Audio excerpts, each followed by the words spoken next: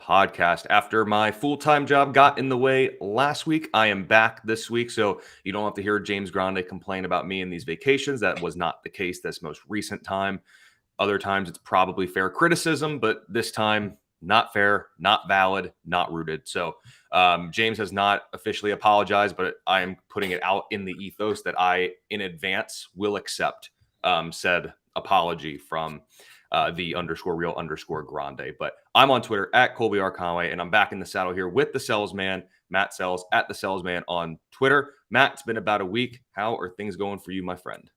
Things are good. Do we have to refer to it as X now? Right? Isn't that the thing? I don't know. Elon has another crazy you're idea. right. Yeah. Follow Matt on X at the Selz man, and you can read his X's and That the doesn't sound X's dirty at all, right? and the X's that you like. Yes. Or bookmark, I guess. I don't know. Mm-hmm. This is a very odd conversation to have. I'm good. Another week in the books. It's been an interesting week for baseball. Like, I feel like the AL standings have flipped about 4 times in the last 6 days. My Nats pulled off a sweep for the first time in 2 years. They swept the Giants, so that's feeling pretty. And they lit up. Who was it? Logan Webb. They lit up for like 10 runs. So feeling pretty decent about that. Yep. Yeah. I mean, how can you not? How can you not? I like it, and the guys we got for San Diego are just continuing to show that that's a very lopsided trade. I think I am in agreement with you. I know CJ Abrams is a guy I put in the Streaks and Trends article, so I'm glad to see he's doing well. Trey Turner this year. Stop it. Stop it. You're not wrong, but stop it. I don't want to hear it. Can't hear it. Can't hear it. But I'm not wrong though. No, I'm not disagreeing with you. I said that. I hear you. We just, we don't talk about that. Yeah, Trey Turner, if you're listening, I want my $20 auction back, please. There you go. Well, let's talk by the about way, that's this. in a $100 budget, so in a 260 league, that's equivalent to like $45. Yeah, or $60 or whatever it is.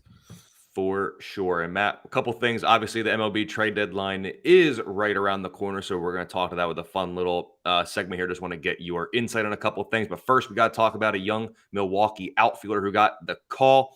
Sal Frelick gets the call, comes up, if I'm not mistaken, 3 hits in his debut, if I remember correctly. And now, I mean, he's a bat that can make contact, so that should surely help this Milwaukee lineup that seems to struggle to do that at times. So what do you think the rest of the way for Frelick? Just how valuable can he be for fantasy managers here in the second half? I think he can be pretty decently valuable. He's going to get some decent playing time. Outfield is a position that's thinned out, whether it be from injuries or from dudes just not showing up and playing well. He's been, it was a little bit of, pick your poison with the Brewers outfield prospects. We've seen, Garrett Mitchell come up. We've seen, another guy come up. Now we got Sal Frelick. You still got Jackson Chourio, who's the best one of the bunch. But Frelick, to me, is kind of an under-the-radar ad. He's going to be a high-contact guy. He walks a pretty decent amount. He's got decent pop and decent speed, but it's not going to, we're not talking an easy 2020 guy, right? When they drafted him, the comp was, or the idea was, he was a baseball player. He's going to do a little bit of everything and not hurt you, right? But down the stretch here, we could use a high average guy who's got a decent amount of pop and, a little bit of speed for sure. I don't see why we wouldn't be looking for him. Now, we're only swapping him out for a bench guy, right? You're not going to take a starting outfielder for you and swap him. If you need bench depth, swap out a bench guy who's not getting a whole lot of at-bats and add Sal Frelick. Yep. And then when you look at I'm looking at your updated prospect report and rankings over at fantasyalarm.com, which if you haven't checked that out, you should. And post-draft, you had him coming in at number 44 overall, second in the Brewers system, and just inside the top 20 overall of outfielders. So to say the least, you're relatively high on the youngster in the outfield. Yeah, he's gonna do a little bit of everything for you for fantasy. He's not gonna light the stat line up. We're not talking about, a 30-30 guy or a 25-25 guy. Over the course of a full season, he may get to 20-20, but it's going to be like the most bulldogish 2020 you've ever seen. It's not going to be any. It's not going to be like a Kyle Tucker easy 2020 or But I have no problems adding Sal Frelick. And now, of course, let's talk about the MLB trade deadline, just like we're going to each episode leading up to the deadline and probably a day or two after the deadline as well. So, WWMD, what would Matt Selz do? I left the S out. It's easier. So, what would Matt Selz do? So, Matt, a couple teams here. Want to just get your insight here leading up to the deadline, a couple of noteworthy teams and maybe some precarious or interesting spots. So, let's start with this. If you were the GM of these teams or just involved in baseball operations, however you want to word it, would you be buying or selling for these couple of teams? So let's start with the Angels. 4 games back out of the wild card. They have won 6 of their last 10. Everything right now surrounding the Angels is around, will they trade Ohtani? Will they trade Ohtani? But what if you flip the coin and say, is this a chance? I don't think they can afford Ohtani anyway, but let's try to buy at the deadline here to show an investment into the team's success long term and maybe an attempt to keep Ohtani. So let's say this. If you were the GM, would you be buying or selling? And then what do you actually think happens with the Angels? If I'm the Angels, I sell.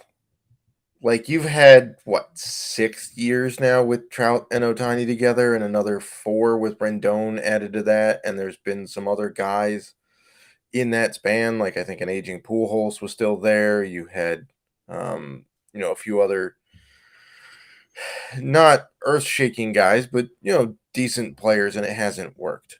I don't think there's any way they have the money to re-sign Shohei Ohtani. He's going to command at least 10 years, $600 million. That's what we've seen reported from several anonymous GMs, from national baseball writers. I don't think you can have $400 million tied up in Mike Trout and $600 million tied up in Shohei, and then another $38 million a year for a shin-bruised Rendon who clearly doesn't care anymore, just wants to go to the beach and cash in his checks. Like, that's not the way to build a team. Their farm system is terrible. That's not just my rankings, by the way. A lot of consistent rankings put them in the bottom 5 of Major League Baseball, so they need an influx of talent. That also means they likely can't trade for anybody because you usually have to give up prospects to get people, and they don't really have any. Even their first round pick this year was like you drafted Pavin Smith. Like, that guy hasn't done anything. So I think as hard as it is to do, I think they're going to trade Shohei Ohtani. I think they'll get about 5 prospects for him because the team that trades for him gets a 2-month head start on negotiating solely with him to sign him long term. Yep, I am in agreement with you there as well. We head over to the National League with the New York Mets spending oodles and bundles of millions and billions and trillions of dollars for this team just to be 7 games under 500 here coming up on their 100th game of the season. Only 4-6 in their last 10. A lot of talent, a lot of money invested into that team. Really, it's going to be, can they turn it around on the backs of their aging pitchers? Do they potentially deal said aging pitchers? So what do you think is going to happen with the Mets? Do you think they end up buying at the deadline and trying to pay their way out of the struggles that they've had currently? Or is this going to be a sell and then they're just going to look to 2024? It's a very interesting situation, right? Because at one point you have Steve Cohen, who clearly has no problem sinking money into lost causes, including 42-year-old starting pitchers. On the other hand, his GM, Billy Epler, is one who sank Anaheim for like a decade and then somehow got a job with a fully loaded Steve Cohen. So, I don't know. They have prospects that they can deal. We've talked about it before, right? They could trade Mark Vientos. They could trade Ronnie Mauricio. They could trade Kevin Parada if they wanted to, because Francisco Alvarez seems like he's the real deal, and go get some help, mainly in the pitching department or wherever the heck you think you need help. So I think ultimately, they make some moves. I'm not sure it's going to work, but I do think they're kind of buyers at the deadline. Yeah, they're an interesting one. They're a really interesting one. They kind of seem like that team where, I mean, I'm going to simplify it pretty extravagantly here, but it almost seems like, they have a used car that needs a new engine, new transmission, new everything. And it's like, well, hey, buying a new car would be about 20 grand, but fixing it would be 15 grand. Let's just throw the 15 grand in and try to right this ship and keep what we have. But the only thing is, like, I'm looking at your prospect rankings, and they're not a loaded system. They have some top end talent, Yes, but depth they're not wise is an terribly issue. deep. Yeah. Yeah. So it's an like, do you just sink the season and tell Mets fans, hey, we'll regroup for, because I also don't know where they go for 2024, to be honest, because the contracts they signed this offseason are longer term ones, right? Like, you've got Nimmo for like another 3 years. You've got, at least another year of Scherzer, I'm pretty sure. You've got another year, maybe 2 of Verlander, depending on options. So, like, and Lindor's there for like another decade. So, I'm not entirely sure where they go. They're not letting Pete Alonso go anytime soon. They're going to sign him. So it's just a weird situation because they got a lot of money tied up in what's not been fruitful signings. And then right across town, you got the Yankees, 6 games over 500 right now. And obviously that What's AL a East, miracle? yeah. And that AL East can flip upside down in the matter of days, really. Aaron Judge took live BP, so he's in that next step of his coming back.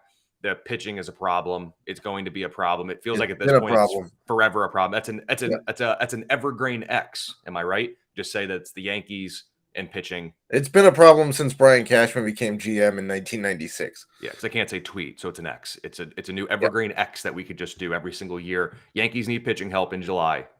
Do it again next year. We'll do it again the next year. We'll do it again the next year. It is an evergreen X at this point. But for this year, at the deadline, what do the Yankees do? Because I don't think one pitcher solves this. Like, this is not a good team at all. No, it's a highly flawed team. It's Garrett Cole and 17 question marks on the pitching staff. And we've seen that. How many different starters have they rolled out this year and then sent back to AAA and then called them back up? And then, somebody gets injured and then they call somebody. Like, we've got IKF and Billy McKinney in center field. And we all thought Aaron Hicks was the problem. Like, it's just a flawed team. Anthony Rizzo has been terrible for 2 months and nobody's talking about it, right? Jose Trevino, the most reliable catcher we've had since maybe Posada just went down for the year. So now don't even have solid catchers, right? Oh, I thought it was Gary Sanchez that was a problem. Nope. Apparently it's just the entire system. So, am I torn? Yes, I'm still a Yankees fan. Do I want to see them buy? Yeah, there's one guy I would like to see them go get, and that's Shohei Ohtani, and they have the system to do it. In my heart of hearts, though, do I want them to go do that? No, it's putting a Band-Aid on a femoral artery gash. Like, it's not going to do anything. Do you make the playoffs with that move? Probably. Do you lose to 3 other teams in the American League? Yeah, you do. And then what do? Oh, we complain. Oh, Aaron Boone needs to be. No, Aaron Boone's fine. The fact that he's had winning teams with these horribly designed rosters is amazing. Brian Cashman needs to go. And until Hal Steinbrenner sees that, I think they're just going to keep putting Band-Aids on top of Band-Aids on top of Band-Aids and bleed out. I agree with you there as well. Let's go to the last team I got for you here. The Padres, 4 games under 500, 6 back out of the wild card. They were the most active team in last year's deadline. To me, they seem like they're going to start with a sell and see maybe if someone bites on Hader and Snell. They seem like those are the 2 that they may look to move. But again, can we really rule out the the Padres from not being buyers? Like, sure, the interest right now around them has been moving Hader and moving Blake Snell, who just walked like 38 guys in his last appearance, which wasn't necessarily the greatest thing in the world. But what do you think the Padres are doing? My prognosis looking at it is that they sell, but after what they did last year, I don't think they can make those big blockbuster moves last year just to be selling a year later. That just doesn't seem right. So with AJ Preller, they're never not going to be in the discussion to buy. It's like Jerry Dipoto of the National League, right? The Mariners that guy made trades from a hospital bed one time. Okay, that's kind of AJ Preller with the Padres. I do think that if they are going to sell some of their pieces, the time to do it is now. Like, if you want to restock your system and make up for the lopsided move that was getting Juan Soto, I think you trade him now because he's not a free agent until after 2024. So you've got 2 pennants to go get him. And you can't tell me that nobody in baseball needs a lefty bat with power and on base and whatnot. So I think ultimately they're going to get enough calls that they wind up selling and be like, look, this isn't our window. We're going to fall behind the Dodgers. We're behind the Giants right now. We're behind the D-backs. We don't have enough pieces to go beat them. So let's restock the system and sell. Yeah, it just, boy, what a Also, they fall. can't re-sign. They don't have the money to re-sign Soto, because if you re-sign Soto, you can't sign anybody else between Manny's extension, the Bogart's 11-year deal. They signed Yu Darvish until he's 43 years old. Joe Musgrove is signed for another 4 years, right? They just gave $46 million to who was it? Robert Suarez. Mm-hmm. You're still paying people who aren't playing for you either. So I don't know where you're going. Yep, I agree with you there as well. And of course, the MLB trade deadline's right around the corner. We'll have you covered here at fantasyalarm.com with all of the moves and the fantasy relevant moves, what it means for your teams and major league teams. We'll have that up on the site at fantasyalarm.com. So, Matt, we got to talk about a couple injuries here. Not all that many very big notable ones, which is always very good, but probably the most prominent one. Corey Seager heads to the IL with a thumb issue. I believe they're just calling it a jammed thumb.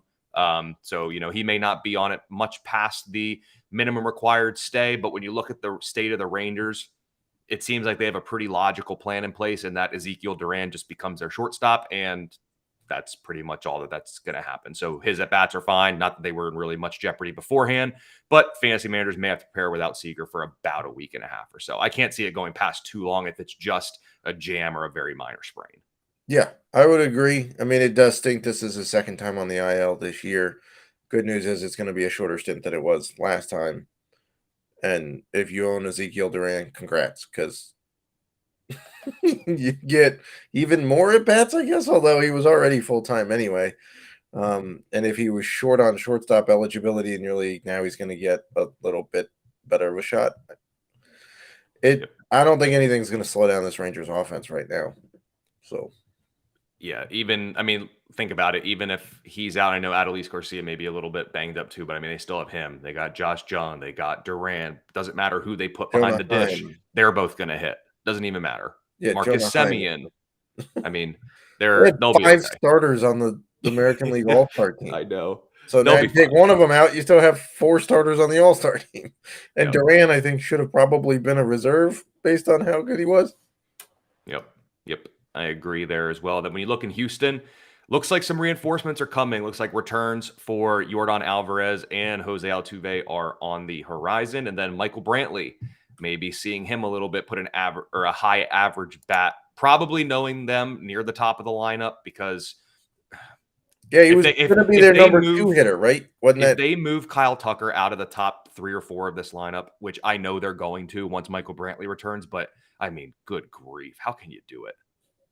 Didn't we have this discussion during spring training that Dusty Baker said that when Michael Brantley's back, he's his number 2 hole hitter no matter what? Yeah, because he's ageist. Yeah, well, that's what you get from a 73-year-old manager. 74. I don't know. He invented the high five. It's pretty awesome. I'm not making that up, by the way. He's legitimately credited with inventing the high five. Do you think if he hit number 2, great for fantasy value in front of that 3, 4, 5, 6 in that order? But if Altuve's back, where are you hitting Altuve in that order? You're not hitting him 2? Or hit him lead off. Or lead off, and then you get Brantley 2, and then what? Tucker 3? Well, Yordan 4 when he's back? I'd almost think, knowing them, and because it's just not the right thing to do, they put Jordan 3, Bregman stays 4, and they would put Kyle Tucker at 5, which would make absolutely no sense. But I get it, I guess. Or they say, screw it, put Brantley where he belongs, put him at like 5th or 6th, and you go Altuve, Tucker, Jordan, Bregman. Yeah. Although if you're gonna go that far, why not put Brantley at 9 and just get a second leadoff hitter? That's true. But now with these guys coming back, do you think that's going to strengthen Houston's case for buying it all? Because I know right now we've seen the X's about, that they're rumored to really like Dylan Cease and somehow Luis Robert Jr. I don't know how that's going to happen. I've seen rumors of Cody Bellinger too, but if Brantley's back, do they need outfield help? Well, maybe the other thing is Chas McCormick. Yeah, I mean McCormick. I mean, this hot streak's going to end for him. Like, this is just not. I mean, right, but he's at least a pretty solid defender. Oh, yeah, and he's a fine bench bat too. I mean, I'm okay with him there. But the question is, who are they giving up? Because Houston doesn't exactly have the deepest farm system either. Now, maybe it's the Astros, and they can convince people that, hey, we drafted and signed these guys, and now look, they make up all of our core of our team, so you can trust that they'll be good. But like, I don't know. Maybe the Cubs don't need very much for Bellinger because he's on a 1-year deal. I don't remember if Cease is a free agent at the end of the year. I feel like he has another year. I know Giolito's a free agent at the end of the year. So maybe those guys are cheaper options. Yeah. But I could see the Astros still buying because, look, they're in a dead heat with the Rangers in the AL West. If the Mariners add, they have the offense and pitching to turn it around relatively quickly. You don't want any parts of the 5-team race for 3 wildcard spots in the AL East, right? So I could see him adding. Yep, I do as well. And I just looked, Dylan Cease is a free agent after the 2025. Oh, so he's like Soto at this point. He can be a part of 3 pennant. If I was the White Sox, I would look at dealing Dylan Cease. You're not going to get the return Soto got, obviously, but you're dealing a high-value frontline starter with 2.5 seasons left, and you have no prospects in your system. I'd probably deal him.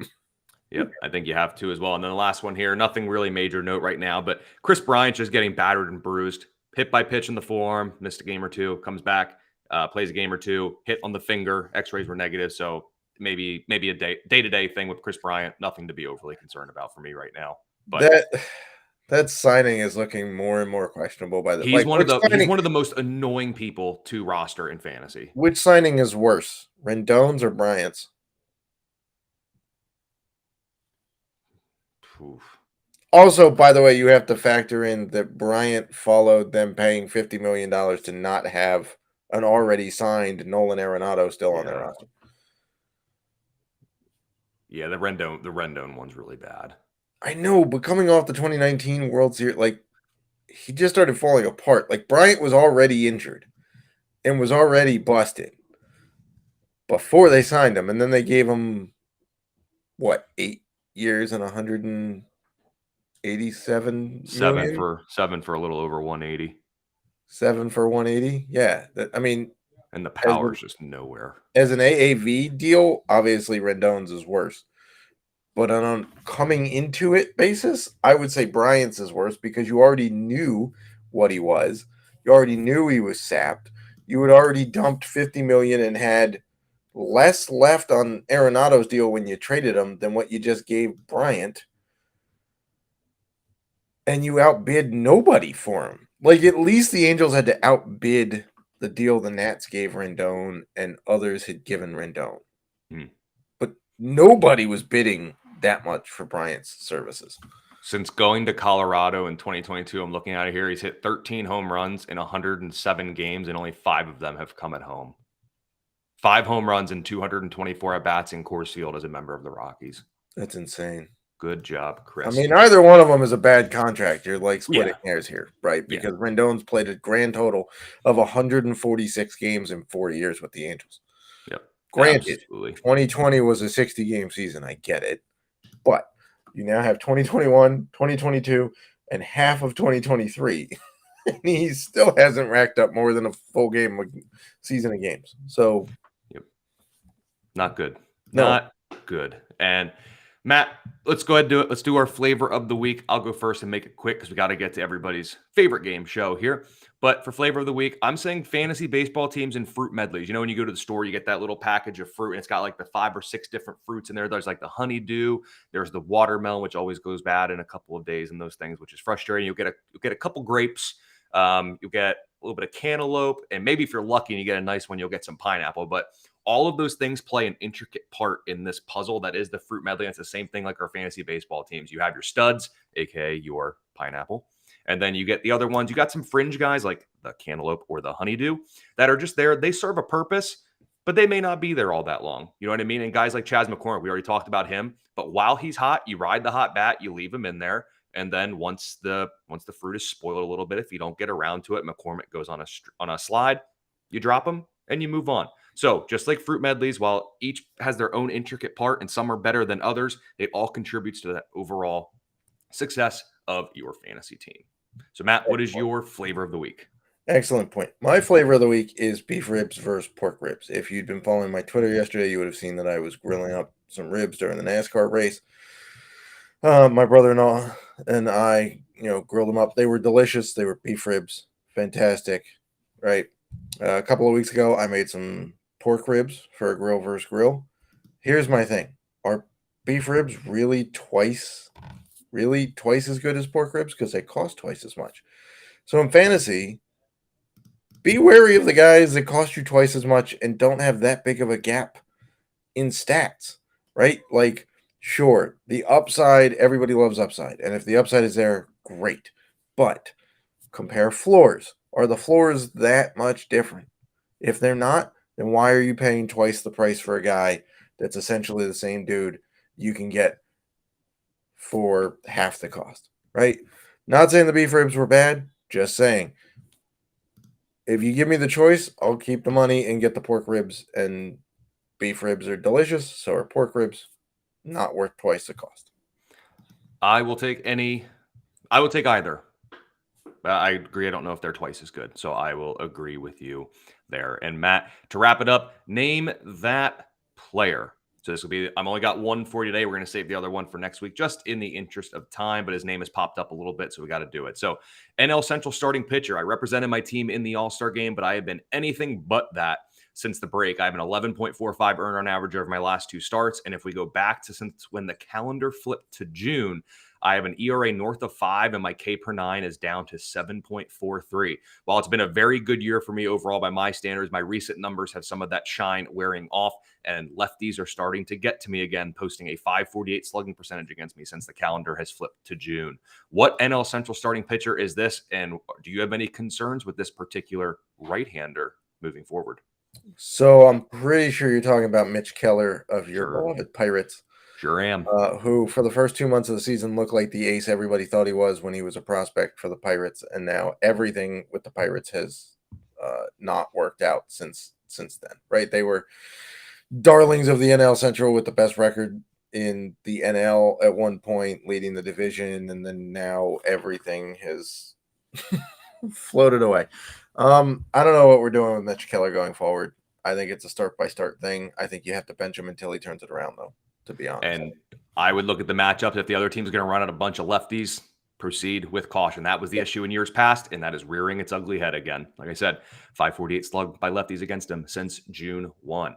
But, Matt, that'll do it for the first edition here of the Fantasy Alarm Fantasy Baseball Podcast this week. Head over to fantasyalarm.com for all of your fantasy needs, baseball, NASCAR, basketball. We got football, of course. Make sure you get your hands on our draft guide. Follow us on Twitter or X. I don't know, whatever it's going to be by the time I blink next or take my next breath, because it seems like it's changing all the time. At Colby R. Conway. Matt Selz is at the Selz Man. Give us a follow there. Once again, check out everything at fantasyalarm.com, and we'll see you later this week with the next edition of the Fantasy Alarm Fantasy Baseball Podcast.